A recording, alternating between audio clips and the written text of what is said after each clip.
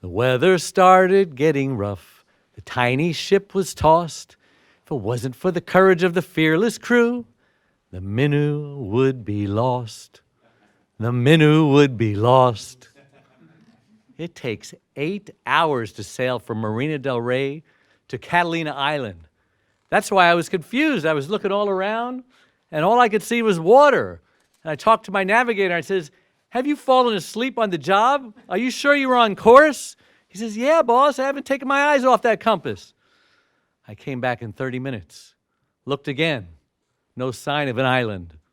Came back in 30 minutes. Now we're up to 9 hours. No island. Did I tell you that if you don't hit Catalina Island, the next landmass that you hit is Antarctica? I started to worry maybe we were on our way to Antarctica. I come back again, 9.5 hours. All of a sudden, the fog bank lifts, and there's the island right in front of us. The wind and the current must have slowed us down. So we anchored at Avalon Harbor there.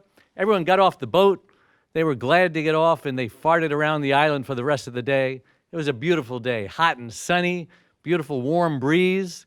They wore themselves out. By the time the sun came down, they got back on the boat, and they crashed. They were exhausted. The wind started picking up. All of a sudden, it blew away all the haze. We had a beautiful evening, billions and billions of stars. And I slept like a baby. I don't know how they slept. But the wind started increasing again, and the boat just kind of rocked us to sleep, like rock-a-bye baby. In the morning, I was awoken by this fluttering sound. It was a small craft advisory flag, 35 knots, 10-foot swells. I said to the crew, I'm a little concerned. Maybe we shouldn't go back home today. Maybe we should wait. Well, they disagreed. They says, no way. We got jobs we got to go to. We can't afford to lose a day's pay, and we certainly can't afford to get fired. Well, I was sympathetic to their plight, but I was also sympathetic to a nice, safe trip home. So I says, well, let me go on the island. I want to find some seasoned sailor who's been through some rough storms. I'll be back. And I'm looking, just got to find the right guy, and I find him. This old guy sitting on the beach. He's got this weathered face with lots of wrinkles, and he had a beard down to his belly button. And he was smoking a pipe, and he had this sailor hat on that said, Captain. I said, he's the guy. I said, hey, how you doing? He says, yeah. I says, would you go out in a day like this? He looked up at the flag, looked at me. He says, not if I had to. I says, well, we kind of have to. Can you give us some tips so we get there safely? 3 tips. He says, motor all the way, minimum sails, and don't hit those waves straight on. Hit them at a 45-degree angle, otherwise that ship will just drop 10 feet and smash your hull. I said, ooh. You got foul weather gear? No. Too bad, it's going to be wet.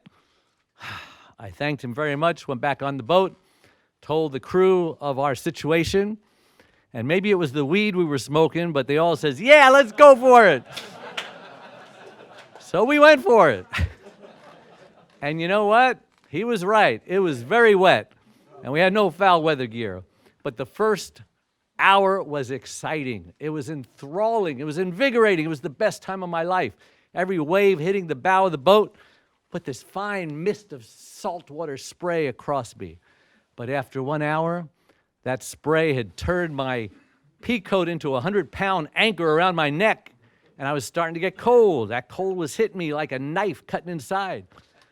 Halfway through now, I turn around. All crew members are freezing and shaking and turning green, and they're barfing over the side and barfing down in the head. And I look at my girlfriend. Did I tell you this is only our second date? She cooked me dinner the first time. And I'm looking at this poor thing, and she's green, and she's cold, and she's shaking, and she's barfing. And I said, she's never going to want to go out with me again. And then one of the guys starts freaking out. He says, we're going to die. We're never going to see. And I said, shut up. I've been in winds worse than this. We're going to get back. You just watch what you're doing. Pay attention. Be focused. And I could see their morale started coming back up, you know. 4 hours, 5 hours, 7 hours.